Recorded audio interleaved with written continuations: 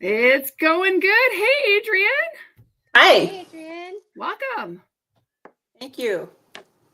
Hi, everybody. We are here with Adrienne Dymesich, and I am grateful to have her on to share with us working equitation and her story and about Midwest Horse Fairs. So, Adrienne, if you could tell us about yourself and how you found horses and started on your journey.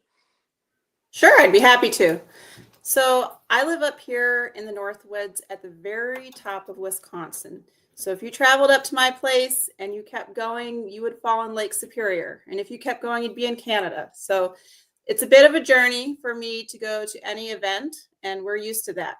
I'm originally from the South, from the other side of the country, just outside of New Orleans. So I've acclimated to a colder climate, and I love it up here. I grew up in a suburb without any land, not in a horse environment at all, but I was always passionate about horses. I was one of those horse crazy kids that never got a chance. So it wasn't until my husband and I, we've had 5 kids, and I was due with my, that would be my daughter. So we had 3 boys, and I was due with my first daughter, so my 4th child, that we got our first horses.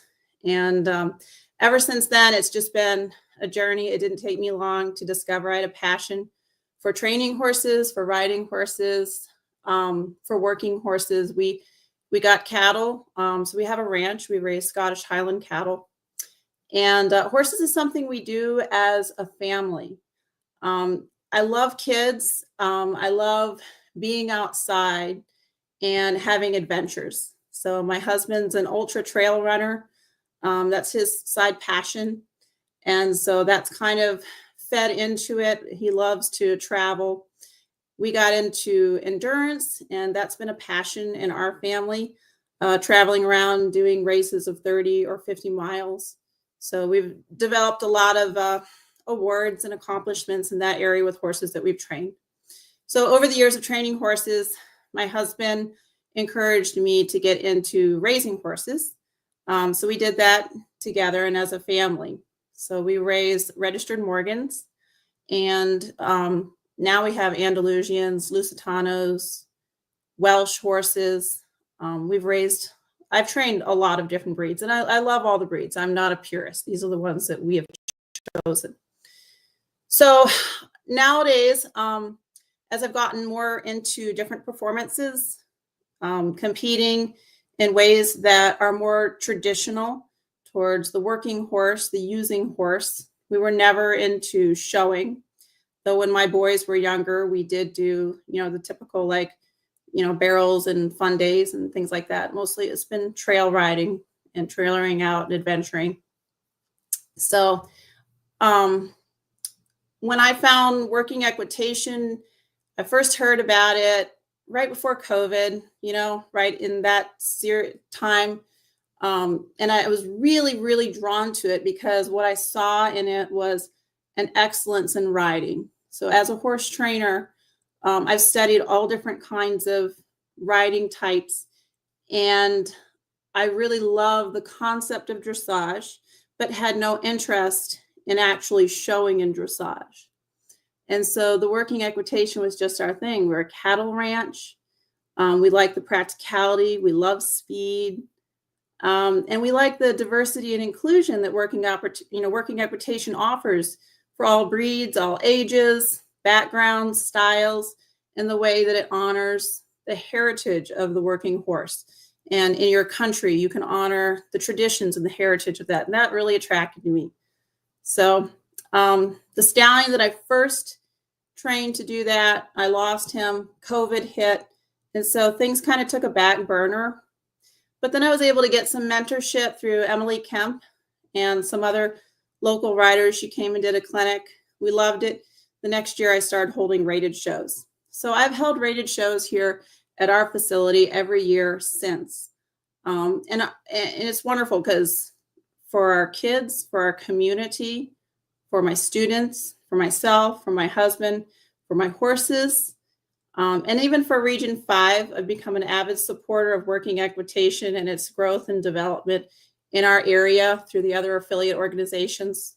become involved in the sport, the organization of the sport, by being on the youth board to try to promote the promotion, development of working equitation as an access for youth, to encourage the youth to participate, to show them that they can do it too.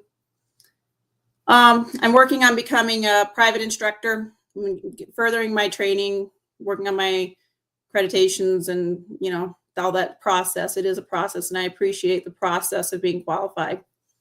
But my real passion is in training horses, and I love the progression of this sport and being able to use it as kind of a guideline of accomplishment as I work through training horses. And tell us about your farm. Like, did you buy it and it was just land? Was there already a building? Do you have Sure. school horses? What services do you offer? So when I married my husband, he had bought about, I don't know, it was like 30 acres from his dad. There was nothing. He built a little bitty house. And he's a contractor, so he does everything himself. We had some major storms come through. Trying to think, I think we had 2 of our boys by then. I don't know whether there were tornadoes or straight line winds. I believe there were tornadoes, but it took down all the trees right up the center of our property. And it left a disaster of a mess. There were great big mature maples, hardwoods. And so in the recouping of that is when we started getting into Highland cattle. At the time, we had pigs, cows. I mean, I did a lot. I did a lot of vegetable gardening, that sort of thing. I don't do anything anymore. I just do horses. That's where I stopped. It's like everything else can just go. But we ended up buying more land, and I discovered as I had a passion for horses, I started just training horses. I was, buying horses that were green, training them and selling them as family horses. And the kids were a big part of that. They trained their own horses, ponies, starting off with little ones, minis, and then investing in their own horses to then train and sell or raise. So right now we have about 6 stallions. We expect about 20, on average, 20 foals every year. These are all registered horses. I always am working with, I don't want to overdo it. I want to keep it fun. So I only really work on training 2 horses at a time. That's aside from my own performance horses. So we all have our own specific competition or performance horses. I really love working with stallions. We've raised stallions, and there's just a special bond and energy that comes from riding a stallion. So we have the cattle. We use them for meat, and I love to herd them. That is definitely one of the things we'd like to do, but they're pretty hardy stock. We used to have milk cow. We don't do any of that anymore. I don't board horses. I occasionally train. I used to train more for outside, but I would rather train my own horses now. And so we're getting to the point where every year I can start 2 or 3 of our own horses that have matured old enough to be able to train and sell. And we retain a couple of fillies every year. And then those, as they get old enough, will replace a mare. I train all of our mares. So I don't believe in like the lifelong brood mare. She serves her time. She gets trained. We'll retain maybe one of her foals. And then she goes on to be that special saddle horse for someone. And that works out really well. We love our horses. They love us. They love visitors. My kids, like I said, they have their ponies. They have a little Welsh stallion. My daughter and son like their Arab crosses for endurance. My older 2 were a big part of this, but they have grown up and moved out their own life. As far as we don't do boarding, I don't really like the responsibility of having other people's horses here. It's just an added stress for me. So we really focus on building community. We have a membership club, and we're very active with that. We all bring in, like, what are we interested in this year? What do we want to focus on? So this year, again, for the second time, we're doing mounted archery. That's just what my kids were interested in, and that's what our membership wanted to do. And so I'm always specific about, I really want professionals teaching. I don't want this to be entertainment. I want someone who's out there competing So we brought in Elizabeth Tennant. She's from Tennessee. She is like the top US archer. She's competed internationally. I think she's the president of the organization, the championship, international championship. It's at her farm this year. So she's coming back for the second year in a row to do a 2-day clinic and help us with our first competition.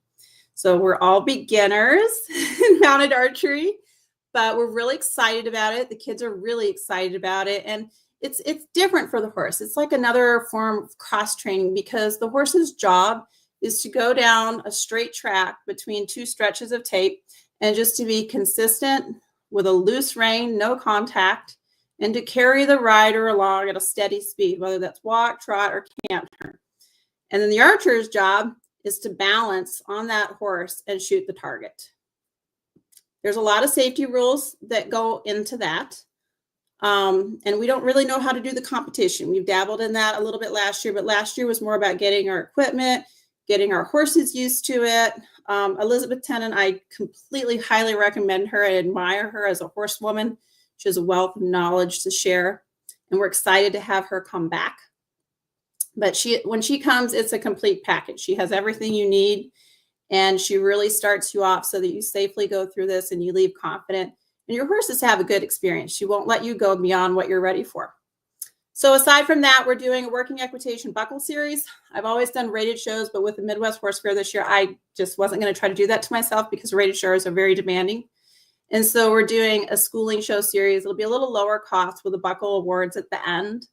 And I'm still bringing in, USAWE licensed either instructors, TDs, or lower level judges to be able to teach and run our shows. Let's see what else. We're doing a hunter pace, a couple of hunter paces because we like to jump. We'll do some cattle clinics. I do horsemanship clinics. Like my passion is horse training. I do some liberty, but to me, liberty is an expression of excellence in groundwork. And so I will offer that if you're interested in being accomplished in groundwork, but you really can't skip the work to achieve the product in liberty. Oh, and then we all do endurance. We have a long line of favorite rides. We like to go out west and ride in new places. And so we mentor a lot of our riders with that. Aside from that, with our group, we do a lot of trail riding, potlucks, get-togethers, fun stuff, creative stuff, Christmas parties, stuff like that. Sounds like a party up there. Yeah, I like to work a one-on-one with people who want to develop their excellence. I've done a lot of kids' lessons in the past. I've worked with beginners, but I really have a passion for someone who really wants to advance their horsemanship skill and understand how to work with that horse, how to actually be a trainer. I'm so interested in the archery. That is, you see it in movies, obviously, they medieval and all that, but I know it's pretty big here in the US. Am I not right on that? I mean, I've heard a lot actually and seen a lot lately of people doing it, and it's fascinating. It looks really challenging. So I think it's harder than mounted shooting, actually. Really? I think it's hard because, so do you recommend people get some like on the ground basic archery experience first before even trying? Well, absolutely, that's part of it. So like the first day when you have a clinic, she teaches you about the equipment and how to use it and how to shoot on the ground. And the second day, it's on introducing these things to your horse and just getting started. But it's really important that you work with the horse in a way that's not alarming to the horse and gets the horse comfortable with it. But yeah, absolutely, you're bringing together two different parts, or at least,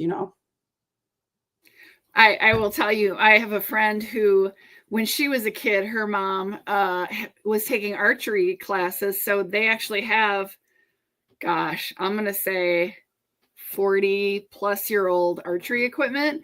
And my friend this last winter brought her boys out with these like 40 to 50-year-old bows and some old arrows because I'm out on a farm. And, she's trying to teach the boys because my friend had taken some classes as a kiddo or never. It is not easy. It gets easier. Oh, well, hopefully. But I mean, it's impressive because it's not, it looks like it's easy. It is not easy. Yeah, well, nothing worth doing is truly easy, in my opinion. So last year I took my stallion and we went to a clinic on mounted shooting, which they're actually having for the first time at the Midwest Horse Fair this year. And I loved it. And so my poor stallion, you know, every new option's like, okay, now you're going to do this. He's like, no. I'm like, yes. My so farrier was some guns, and towards the end of the year, we're going to work into that.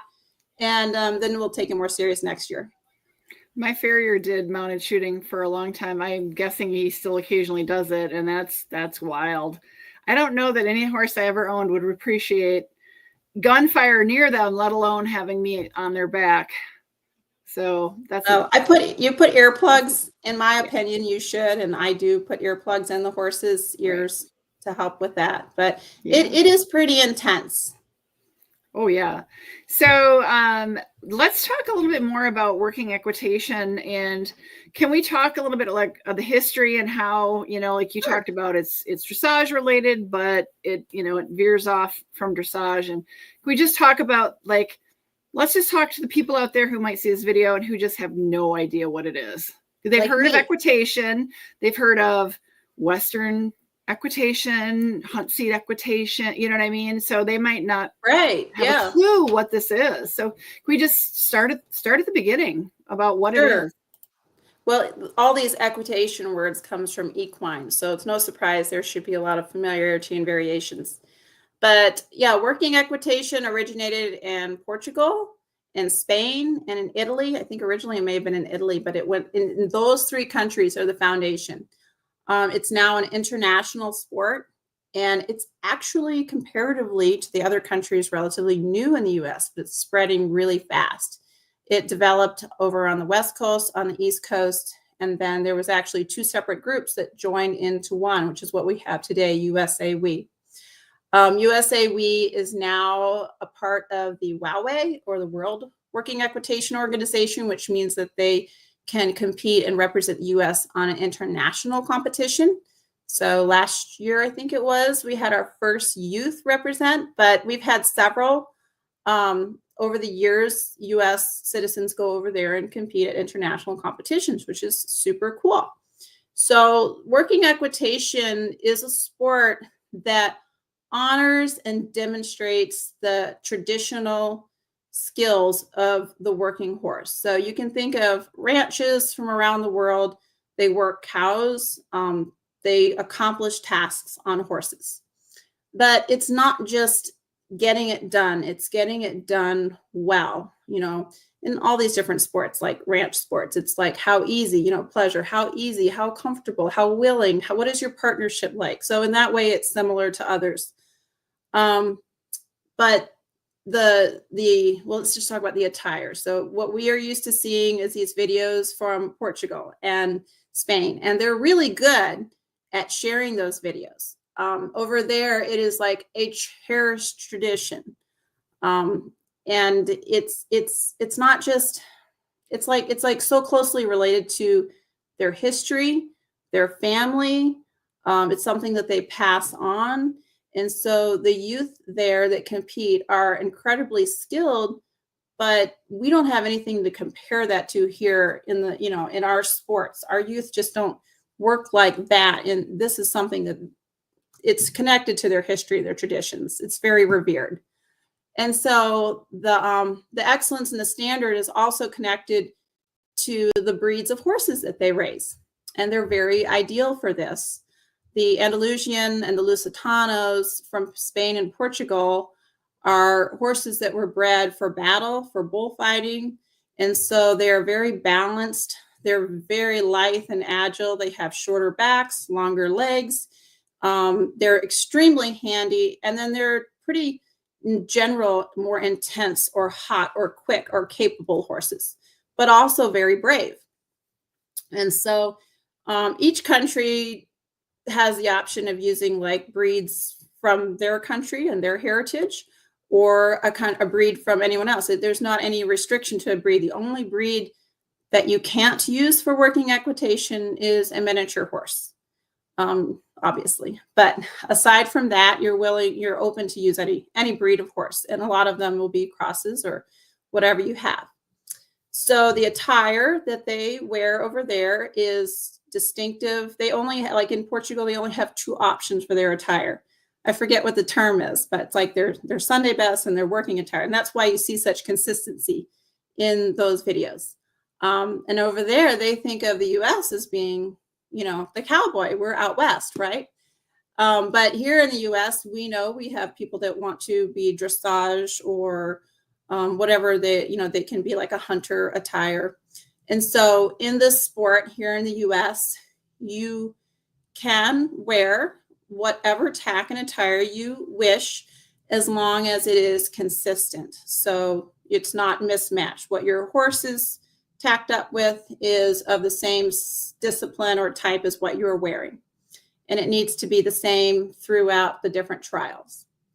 And, you know, for getting an excellence, there is a standard that the judges have so that they can be consistent as they analyze. There is a mark for your attire for the effort that you put into your cleanliness and your neatness, which is the highest priority. But that is not the focus. This is actually a very small part of the assessment. And the reason I want to talk about that is because here online, it's what we see, right? So the sport itself is separated into 4 trials. The third or the fourth, the cattle trial, is actually not yet very common because it's based on what the facility can offer. So some shows, most shows won't have a cattle trial. And so setting that aside, the remaining 3 are the dressage trial, which will always be run first, which is quite logical, you know, get the horses all settled down. And then the ease of handling, which is the obstacle course. And the third is the speed trial. And that's the fun one when you can cut loose and go fast. And it is a timed event. The other 2 are not timed.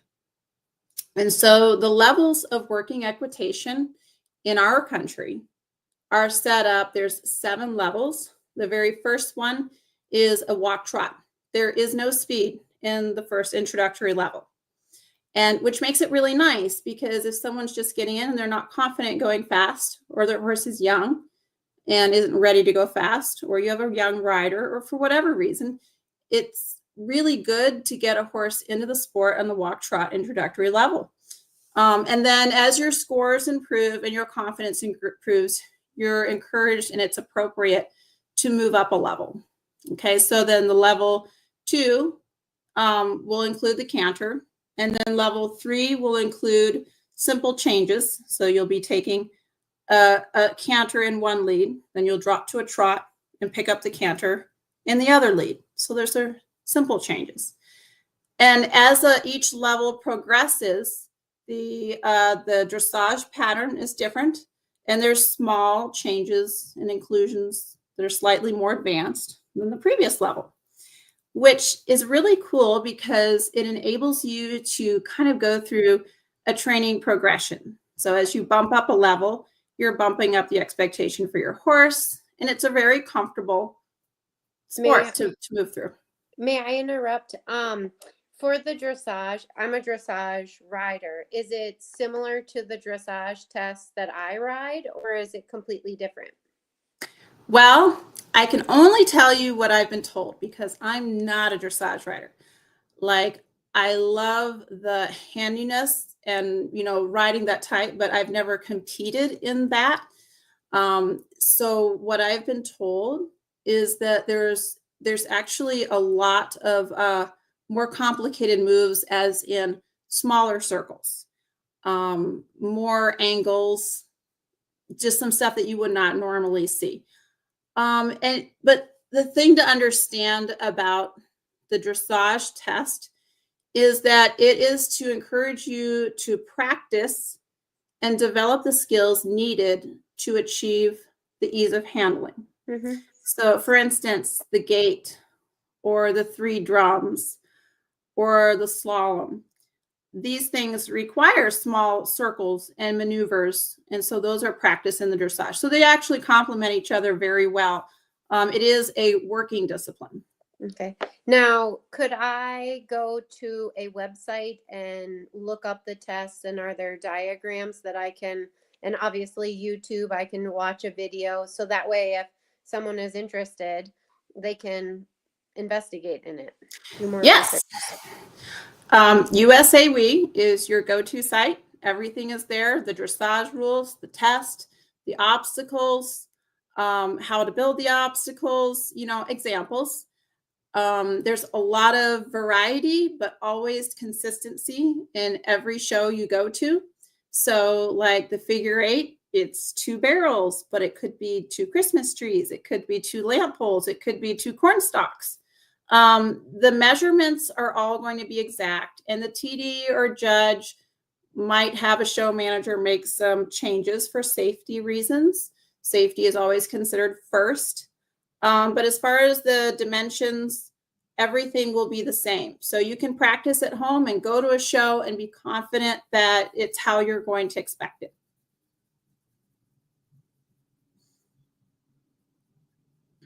And then, so, sorry, Megan.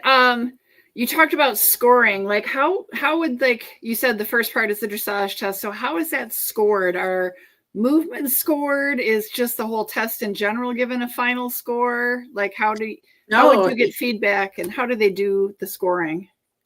Each move is scored. And so if you go there and you look at the test, there is a blank area for the judge's comments. And so a scribe with good handwriting is super important. And we always appreciate a judge that gives lots of comments. Each part is scored. And the comments, some are encouraging, but a lot of them are directives to help you know how to improve your ride.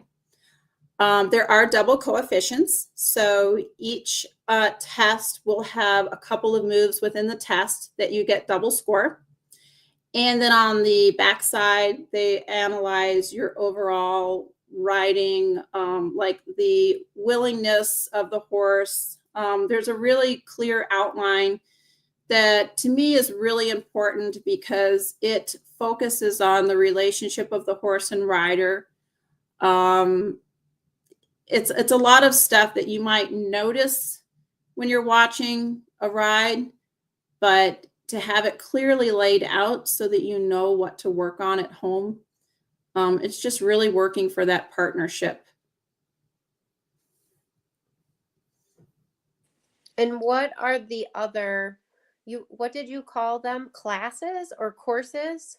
There's the dressage. What's the next one? The ease of handling, and that is the obstacle course. So there's depending on what level you're in, there could be 10 obstacles, there could be 12 obstacles, or up to masters, there could be 15. So there's a lot going on in that course.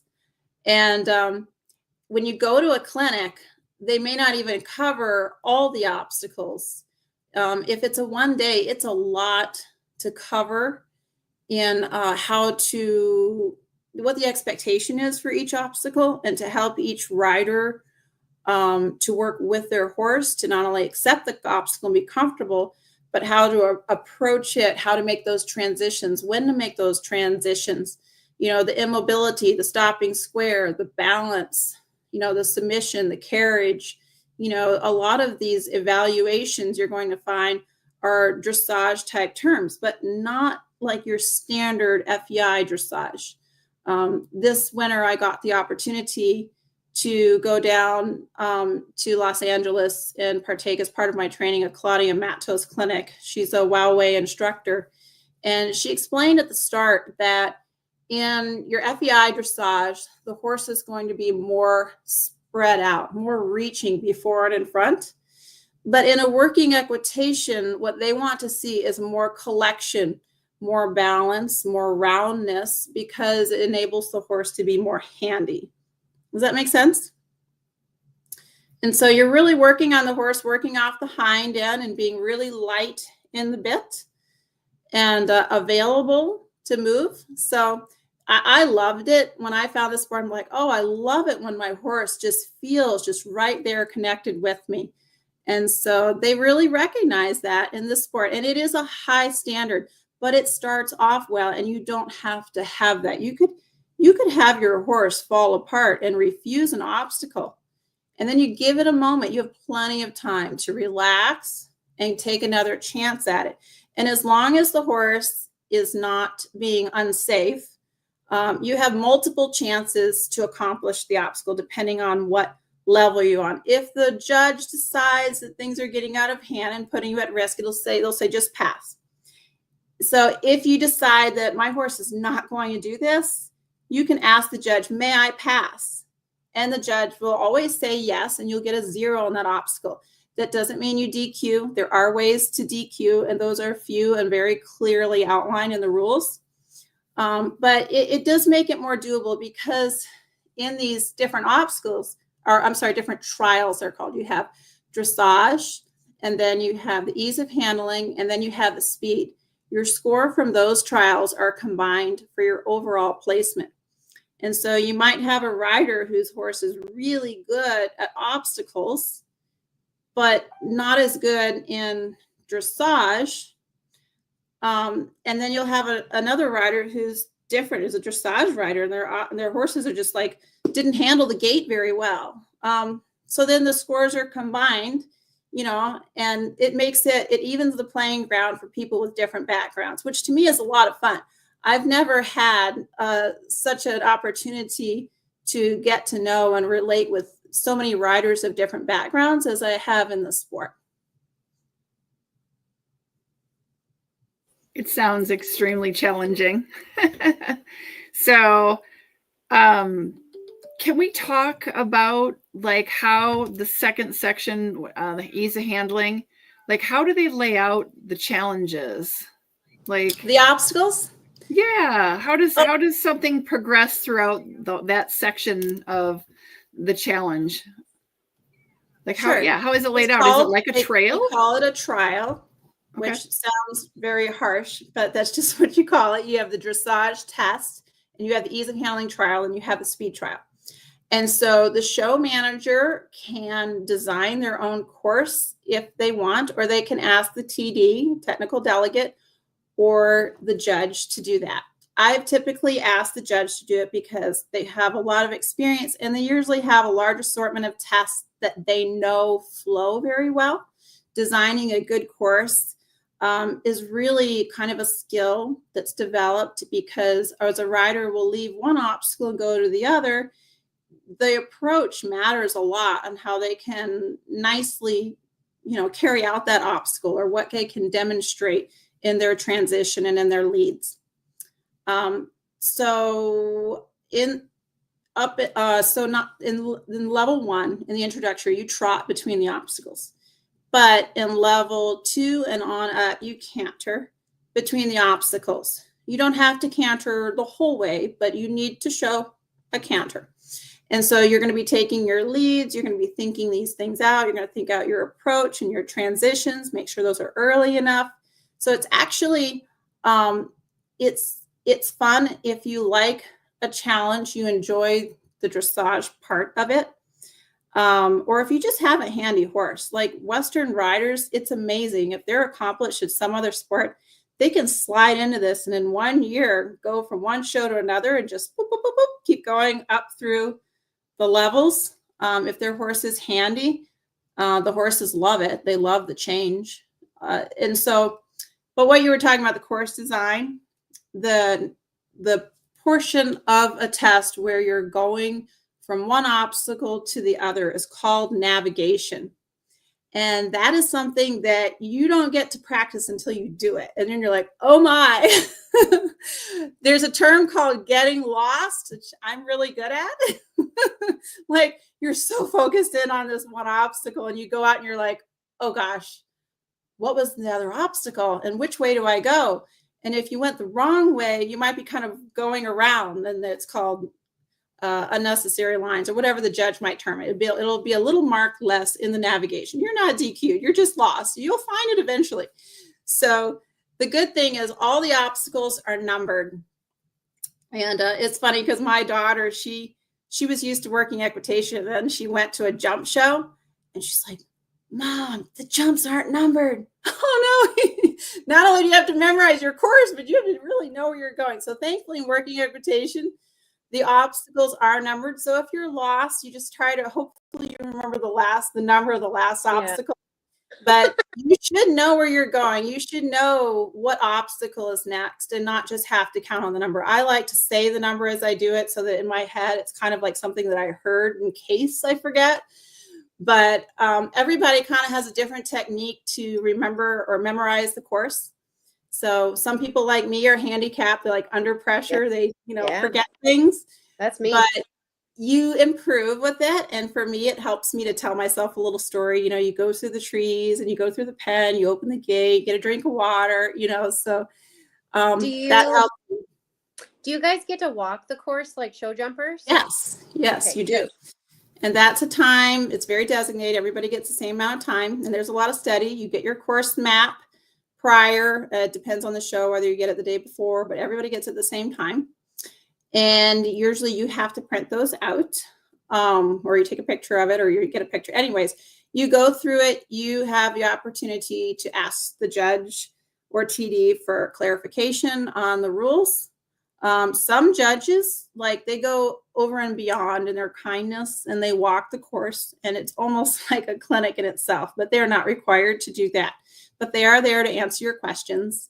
And occasionally an obstacle might be a little more complicated in that it may be broken up into pieces so that the navigation lines allow you to cut through them, like the spear of the ring. Those are 3 different parts. You have a barrel for picking up the garrocha. You have the bull with the ring that you're going to spear, and then you have another barrel to deposit it. So those 3 parts are typically one obstacle. And you can't cut the line going through that. That's a DQ. And so when you're practicing, for me, I never cut a line because I want to be aware that's a bubble if I can't pop that. But maybe they'll add a variety. They'll have you take that spear and go over the bridge and then spear the ring and deposit it. So not, all the shows don't use the same obstacle. They have an assortment to choose from, and you might go there and it might be a straight slalom or it might be a double slalom. So you practice all these things, and that's part of having a horse that's ready and versatile. The speed trial usually is a different course map. And so you have to memorize it differently. Sometimes it's the same. They'll usually take out a couple obstacles. It's often fewer. It depends. It totally depends on what level you're at. So there's side pass rails. There's I don't know if there's any particular obstacles you want to know about. There is a tradition. You give honor to the judge. So you come into the ring once the gatekeeper allows you in. There's a very specific show staffing or management where there's order and there's expectation. They look for blood. They check your tack at the gatekeeper, and then they'll let you in, and then you can ride around. You can't interact with the obstacles, but you can ride between them. And this is usually a time when the judge is making their final comments on the last rider. And you may ask to adjust the garrocha pole, because some people are left-handed and some people are right-handed. And if you want it in position, then you may ask to do that, and you always get permission. When the judge rings the bell, then you find a nice place to stop nice and square, and you do your bow. And it's traditional to dressage or anything else. You acknowledge the judge, and the judge is usually standing and bows back. And I appreciate that smile. And then you start. And so, if you're in level 2 or beyond, you're going to pick up your canter and you're going to go through the start cones or whatever the start signature is and begin your course. And then when you're done, you will go back through those cones, whichever way your map indicates. And then you will bow again to the judge, and then you may leave. And speed is very exciting. Speed is just all fast. We like speed. So for trial, the second part, the ease of handling. Is it timed? You said you get quite a bit of time, but is there you only get so many minutes, but it's, you know, I mean, or is it just however long it takes is however long it takes? Well, in the upper Midwest, our shows are not as full as they are on the West Coast. And so if you make an error or DQ, a lot of times the judges will allow you to finish your course. They don't have to. If you DQ yourself, you may be excused. But like I said, there's not really a lot of ways that you can DQ. You just make sure you do the things in order, you know. But no, it's not timed. They don't want you walking the course. You actually do need to canter between the obstacles, or you do need to trot between the obstacles if you're in level 1. And it typically takes about 10 minutes to get through the course, or 8-10 minutes, depending on how many obstacles, or if there's trouble. I mean, if there's trouble, you might, you know, and I've seen it so many times where, you know, okay, one obstacle, you know, it didn't go so good. You got a 0, but still your overall score was quite well and you placed well. And so you always do your best and honor your horse and understand that every test is a training opportunity. Can we talk about like examples of the obstacles or challenges you're presented with? Like you mentioned one, but there's bridges, it sounds like there's the pole with the rings, but like what all can people see? This kind of sounds like eventing meets trail class. It's so interesting. Yeah, there's one that is a switchy cup. And so it's 2 poles that when you're riding, the cup will be about like shoulder height. And you know, if you're on a taller horse or a shorter horse, it does make a difference. And you want to approach that so that you're perpendicular to the cross. So every single obstacle has a correct way to approach. And the easiest way to think of it is there's like a doorway, you know, and there's like an entry, there's a left and a right, and you want to enter it very centered. And whether you decide to canter up and stop, or if you decide to trot up and stop, you want to do that smoothly so that you're not like, oops, she changed her mind, or the horse failed, or the horse rushed, or whatever. You want to try to do that very cleanly, and then you stop. And then ideally, you would hope that your horse would stop nice and square and stay there, relax, waiting for you, not jiggle, not move, not back up, not lean, you know, just relax. So in practice, that's where I pull my cell phone out, answer a text. You know, the horse is like, oh yeah, this is the place we just do nothing for a while. That's what you want. You know, you just wait till I say go. And then you're going to do your switch cup. And so in all of the course, once you've interacted with an obstacle with a hand, that is your obstacle hand.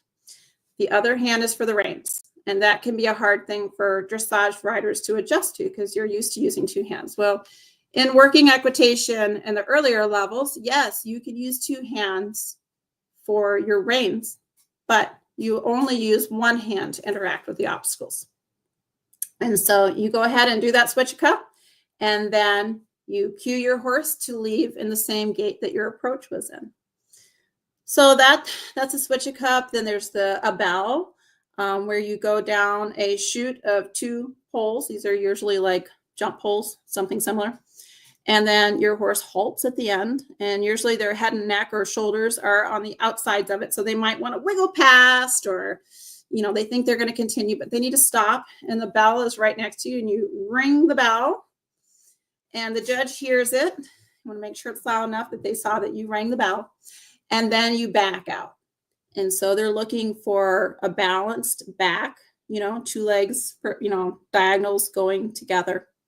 Back all the way out, not like halfway out, or what sometimes they'll have cones on the outsides, and you want to make sure that you back past the cones. So I remember the one time I forgot about the cones, and it kind of backed almost over the cones, but just part of the way. Oops. So I pulled in and then backed out. So I didn't get a great score, but, you know, I did it, you know, backed out of the cones all the way. So it's good to like know, like, there might be cones. So at home, don't forget to practice, you know, because those are like markers. Then there's a pen. And so the pen is reminiscent of ranching where you have small spaces, and you have animals involved. So in Portugal, the pens always contain real animals. So most shows, the pen won't have any real animals. Sometimes they'll have like a little rooster or a statue of something in the pen. So our first clinics, I put my daughter's minis in there, except they kept jumping out. So then we put grain in there, and we got some really beautiful arched necks, as horses were going around this pen. So the pen diameter in the center is 10 feet across. And then the outer circle will have like a 5 or 6 foot opening. And you have a space that's like, so it's 10 feet on the inner circle and 20 feet on the outer circle. So your aisle is 5 feet wide, which is bigger if you're on a smaller horse, and it's smaller if you're on a bigger horse. And so it's a required walk. So depending on the obstacle and the level, there may be an option in the gate, and it may be required. So the pen is a required walk, and they're looking for the horse going through rhythmatically with a nice bend and fluidity. It's not a complicated obstacle, but every obstacle you can do better for a higher score or just accomplish it. When you go out of the pen, you're going to reverse directions. You're going to turn around, and there is an ideal way to turn around, but basically you're going to turn around and you're going to go back in the opposite way. So under stress, it's pretty common to go through the same way you did the first time. So for me, everybody has their cue. I try to take a picture of, in my mind, of where I exit, make sure I go back in that spot. Now, it's kind of fun, but it's hard. As the levels go up, you can, let's just say even level 2 in speed, you can canter that pen. And it's pretty challenging to canter in a small circle in an enclosed area. But yes, up into master's level, you'll see riders that are in a very collected canter going through that pen, turning around, going back out. So in speed, the pen is only a single time one way. What else is there? There's 3 barrels. And it was really funny because my older kids, they used to do fun shows, barrel shows. So they know a barrel pattern. So then for working equitation, they have to learn it's different. In working equitation, the pattern is different. So my youngest never got to do the barrel shows, or she did a little bit, but not much. She does working equitation. So she decided one day to go with her friends to a barrel show. Do you think she could remember the barrel pattern? They kept telling her. So, it is different. You enter, you go around 1, all the way around. Then you go back around the 3rd one in the back, and then you complete the last one. So they're kind of mirror images to each other, kind of like a clover leaf that way. But yeah, there's definitely, they're looking for consistency, symmetrical. So like if you were up in the air looking down, that each circle is the same size, and that the horse is in a bend and it's consistent in gait, because, you create those bends, they want to slow down or run off at the shoulder. So, and under pressure, a lot of riders, I've done it, forget to go all the way around the last barrel. So the audience, the bystanders, may call out and say, go back and do it. You missed it. So if you make a mistake, hopefully you have somebody on your side on the fence line that says, hey, go back, you missed it. And you can go back, and you will get a mark lower for outside assistance. But you can redo the obstacle, and you do have to redo it, but that's to your advantage. You won't be DQ'd if you redo it. Now, if you go on and you didn't finish the obstacle, or like I've done before, you just completely miss one, you will be DQ'd. So it helps to kind of look out for each other, and parents are better at that than friends, I found.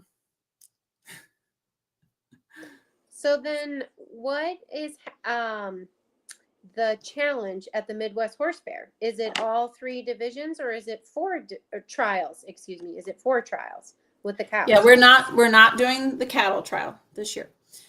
So at the Midwest Horse Fair, this is a demonstration. We're very restricted by time.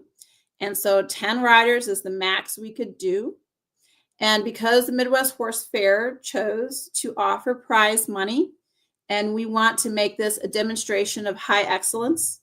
We chose a master's level. It isn't the highest, but level 5 is very accomplished. And so we're having level 7 master level riders, as well as riders who have never competed in working equitation before. And that was my idea, because I wanted to show people that this sport is for anyone. All riders are very accomplished, and they're putting in a lot of work to prepare for this event.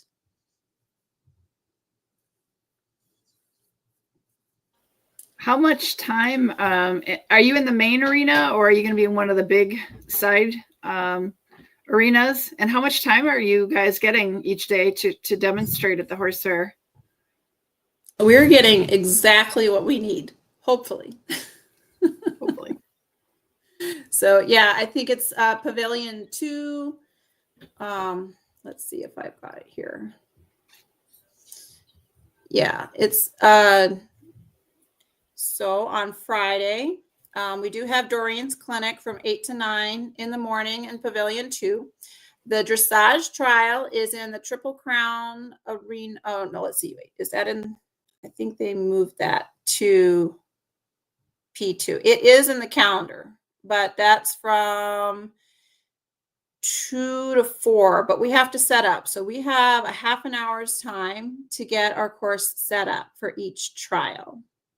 So the challenge is in Pavilion 2, which is also where our stall row is.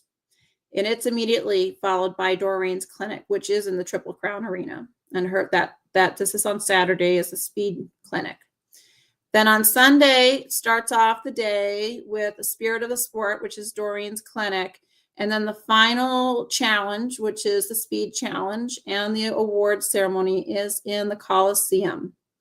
And that is from, looks like 1, 2, 3. Setup starts at 12:30.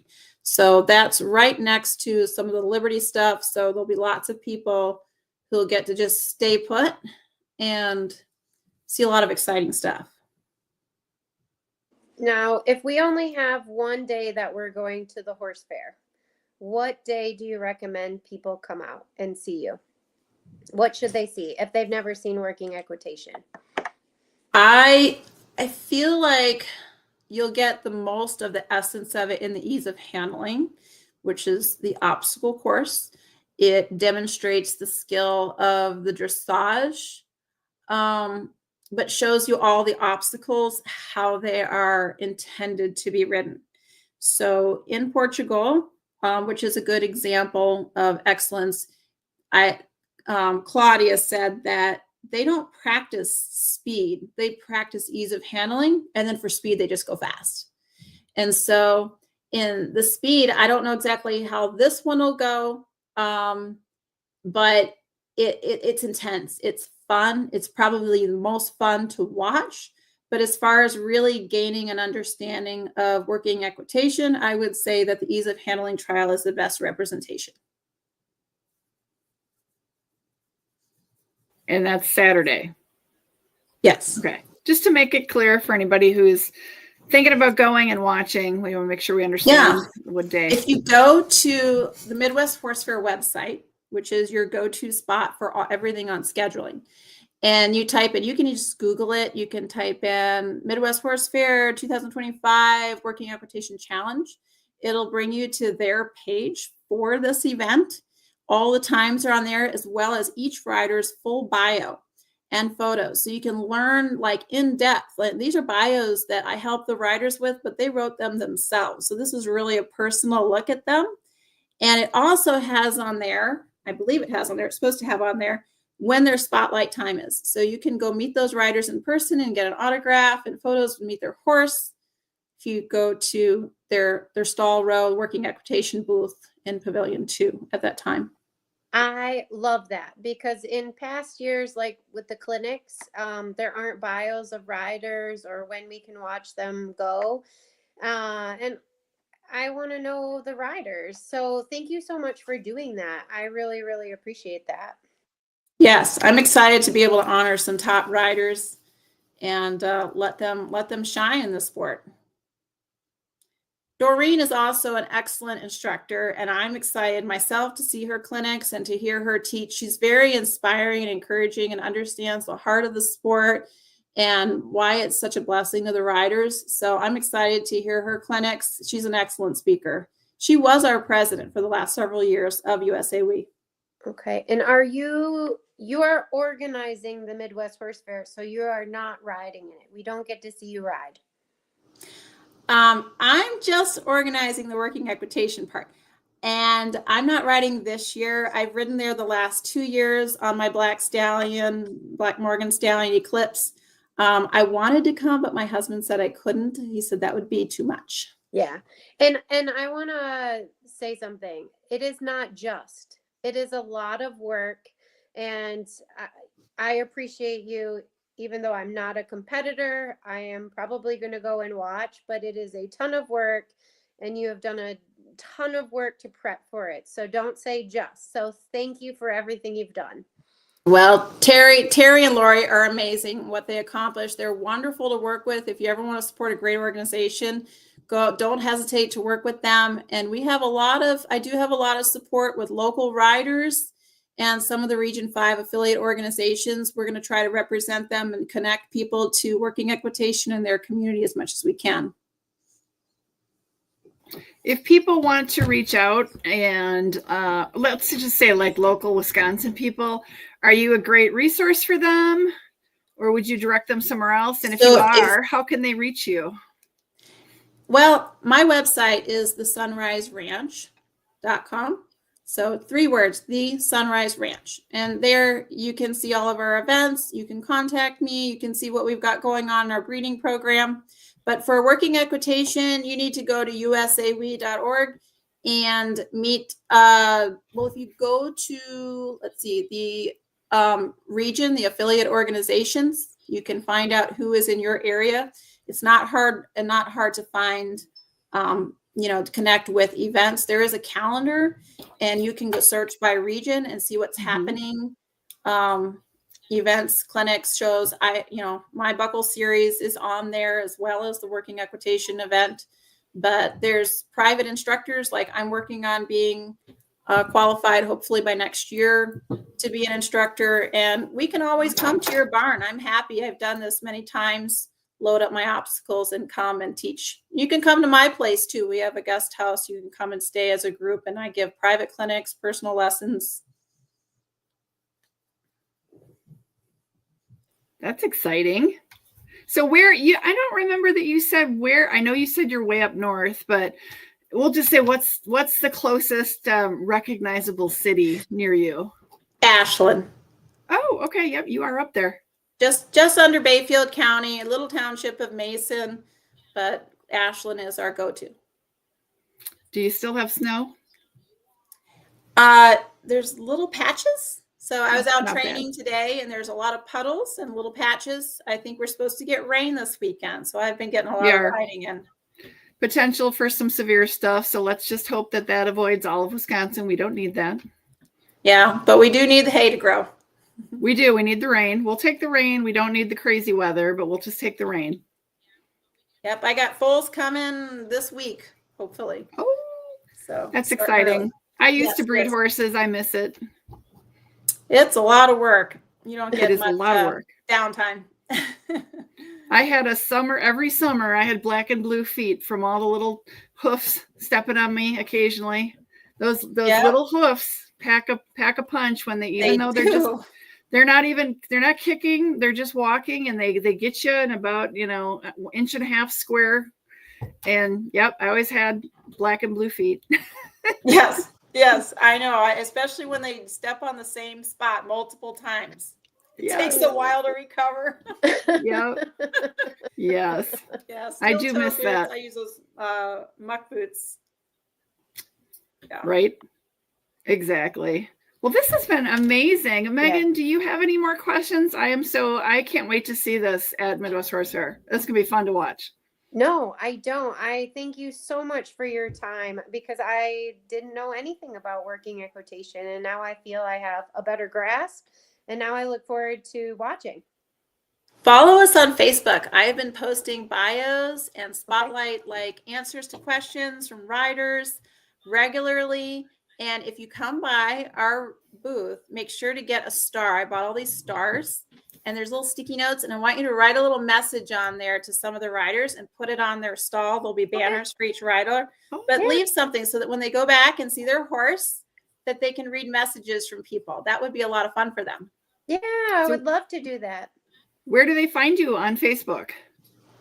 Just my name. I know it's complicated, but if you can't remember it, go to the sunriseranch.com and you can follow me there back to Facebook. I do have a ranch page, but honestly, it's kind of hard to keep up with. I post a lot on Facebook and I have followers all across the US. We sell horses nationwide. And so it's kind of fun. If you want to get to know our place better, you can follow us there. And if you come up our way, we have new members that we meet from our area when we go down to the Midwest Horse Fairs. So it's been fun it's a great place to go, to meet people and have a great time. Looking forward to. I can't wait to meet you in person. Yes, I hope you do. I'm going to be all over the place, but you'll catch me somewhere. I will. Thank you. Thank you so much for all of your time. Okay. Thank you for having me. Yeah, we really appreciate it. And thanks everybody for watching. And we will see you, a month, Adrienne? Yeah, it's a month. Yeah, it's getting to be less than a month. So it's getting real. Awesome. Can't wait to meet you in person. So thank you so much again for your time. We really do appreciate it. Thank you for having us. Bye-bye. Yeah. All right. Have a good night.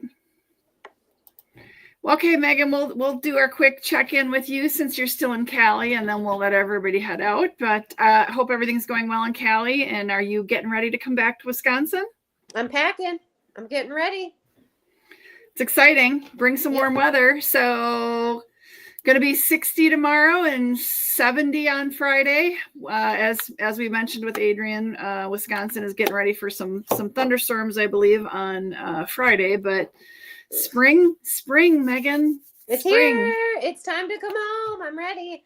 I'm very ready to come home and get the natives in line, and because the natives be the natives, and get ready for Midwest Horse Fair. Getting ready for Midwest Horse Fair. I'm excited about that. Lindenhof will have a booth in the stable lane.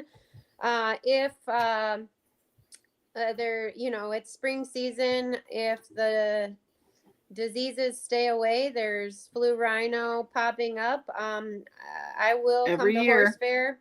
But if it's not, I'm going to keep my horse home. But yeah, that'll be fun. So I'll do some riding demos. Lindenhof will be there. We'll have Avi there with his cage again. That was a huge attraction. And you'll be at our booth, and that should be fun. Yeah, I'm looking forward to meeting people. It's going to be great fun. It is. So yeah, everything's going good in Cali. No fires, no floods. No, it's actually no earthquakes? raining and it's cold here. 50. It's all relative. It's actually warmer in Wisconsin than it is here, and lots of rain. So yay! And you don't get to say that very often this time of year. So I think the laughing is allowed.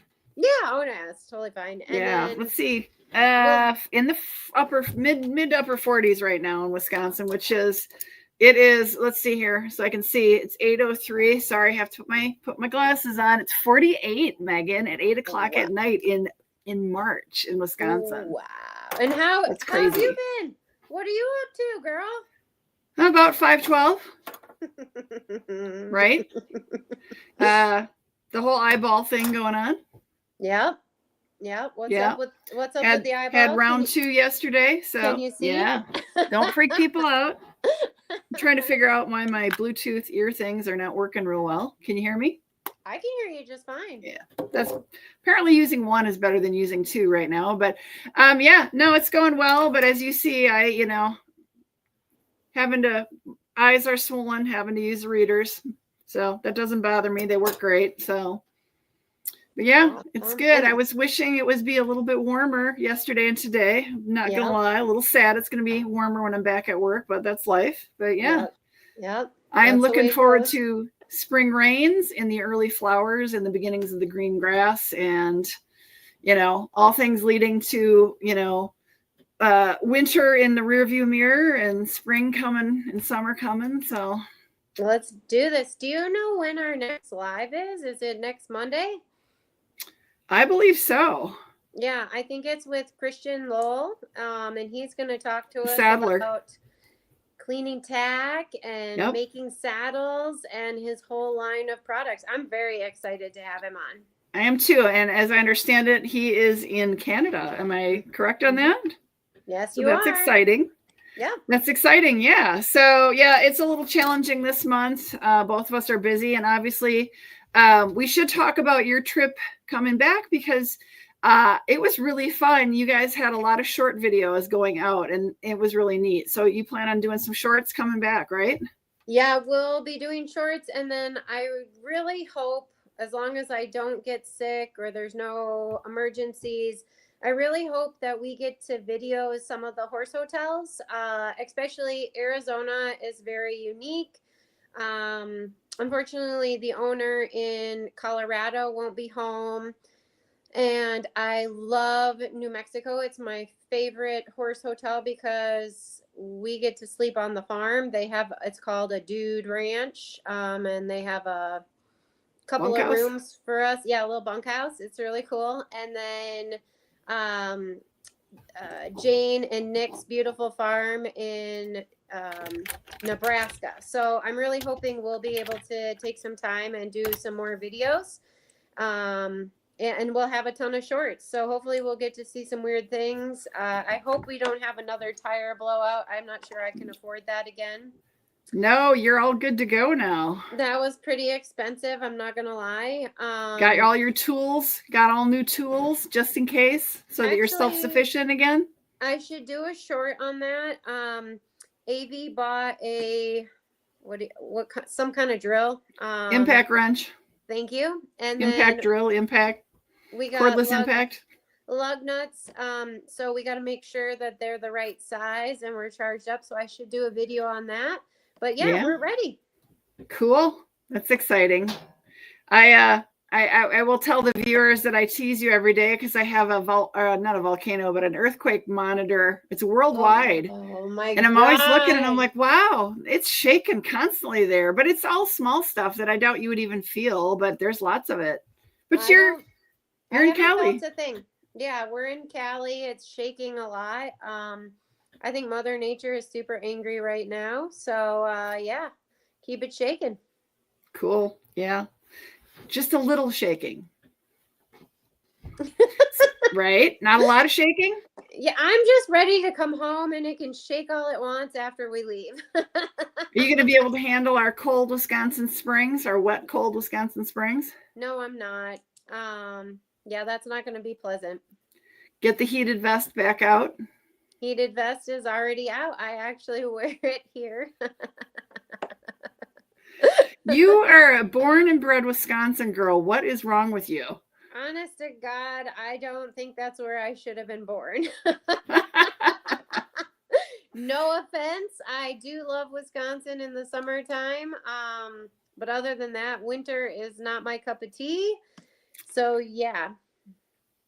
I get that. I feel like we're forgetting to talk about stuff. Let me look. I'm trying to think of what we've got coming up on the channel. We've got so much stuff that is lined up that you and I recorded before you left. Yeah. And you have a ton of I keep saying lives, shorts. I always want to say shorts and I always say lives, but you've got a ton of shorts that you've been making that are coming up.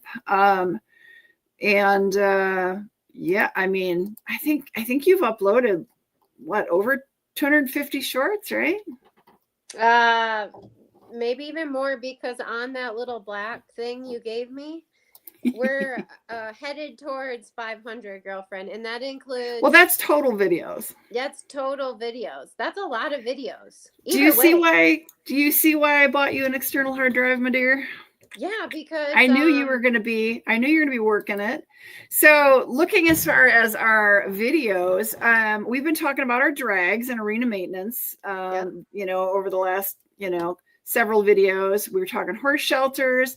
We're going to be hitting a little more chitty chats about skid loaders.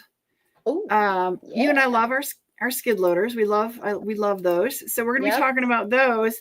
And then I am excited for this. I think the week that you're coming back is the series of videos. I interviewed 2 of your staff members, and we're going to start off with your barn manager, and that's coming up the end of the month. So I'm excited. It was a great several videos that we made with your barn manager. So yeah, there's a lot of stuff coming. And then I don't want to tease too much, but after we talked to your barn manager, you and I, right before you 2 left, we went down to the Platteville. Ooh. And how much do we want to reveal about those videos? I'm excited for that. I'm very excited about that. I think that's an amazing farm that they keep developing. Many things that I want. And I think they've just done a fantastic job. I think we just keep teasing and not share just yet. I think people are going to really love that one. I'm excited for it. So lots of good stuff coming. And sounds like I'm going to be busy when you get home and you hand over that hard drive. You may not like me. I might have to take you out to dinner. Yeah, it's going to be, I just hope we don't blow up my computer. You might. Yeah. Cause just whatever you do. I have to be honest. I am terrified of losing this little black card. Don't lose that. So I am paranoid whenever we go or wherever we go because I have been more important than the microphones. Yeah, exactly. Those are not as important as your hard drive. Yeah. I almost lost the microphones too. So I need everything attached to me. So I'm very concerned because it has all the videos because now because I only have 2 more weekends. If Mr. Cameraman and I only have 2 more weekends, and because earlier in the season, it's very hard to schedule in California. And so now everything has been backlogged. And so I have to go to multiple farms. And so I've cleaned off the phone and there's a lot of space on it. So everything is on that little black card. Well, hang on to it. Make sure Mr. Cameraman doesn't take any videos off his phone and accidentally delete those. Oh yeah, we do have videos there. And I do have the cord we'll need for that. So we'll be all ready for you guys to come back. All right. Well, I'm excited, and I think this has been a good talk. And so our next live is the 17th. We decided, was that the date? St. Patty's. Shamrock shake or wear green or something crazy. Corned beef and hash. I'm not sure I have green, but I should eat corned beef and hash. I think that sounds really good to me.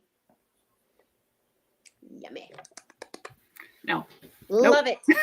I can probably find something green if I remember. So, all right. Well, thanks everybody who's been watching. We really appreciate the support. And stay safe, Miss Megan. Is Mr. Cameraman around that I can say hello? Okay. Nope. Tell him we all say hello. All right. Okay. Well, have a good one. Bye, everybody. And thanks again. Bye, everybody. Thank you.